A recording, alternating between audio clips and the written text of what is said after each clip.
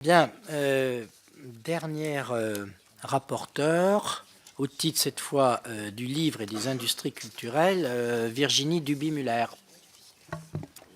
Madame le ministre, messieurs les présidents, mes chers collègues, je souhaiterais présenter quelques observations sur le budget et interroger Madame le ministre sur quelques points.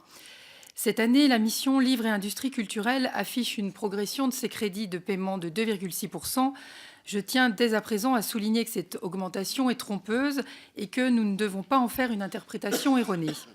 En effet, cette année, 2 nouvelles actions sont rattachées au programme Soutien aux médias de proximité et Compagnie internationale de radio et de télévision, qui totalise un crédit conséquent de 3,1 millions d'euros.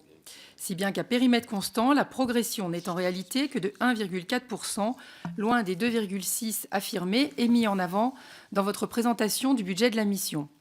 Une hausse encourageante, certes, mais à laquelle il manque toutefois 40 millions d'euros pour recoller au premier budget du quinquennat. J'en profite pour vous interroger, Madame le ministre, sur la pertinence du rattachement au programme de cette dernière action, la Compagnie internationale de radio et de télévision, sur laquelle sont désormais inscrits les crédits budgétaires alloués à la radio franco-marocaine Medi 1.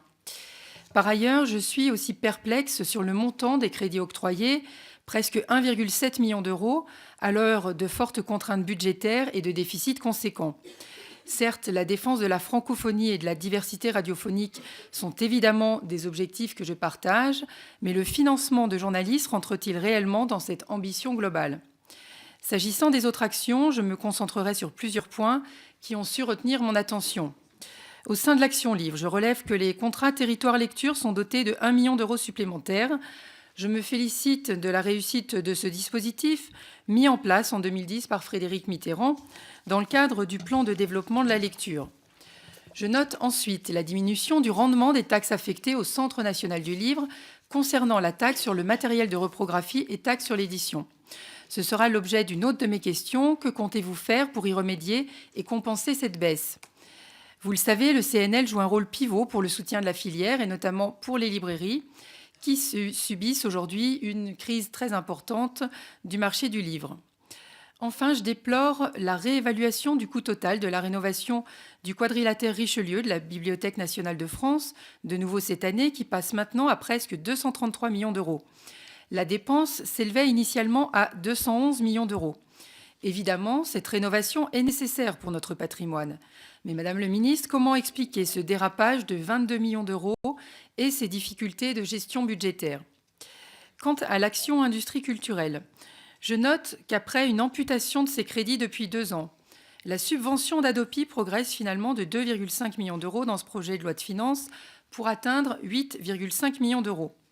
Je le rappelle, l'activité de la Adopi a elle-même progressé puisque sur 361 dossiers transmis aux tribunaux depuis 2010, 169 l'ont été entre janvier et juillet 2015.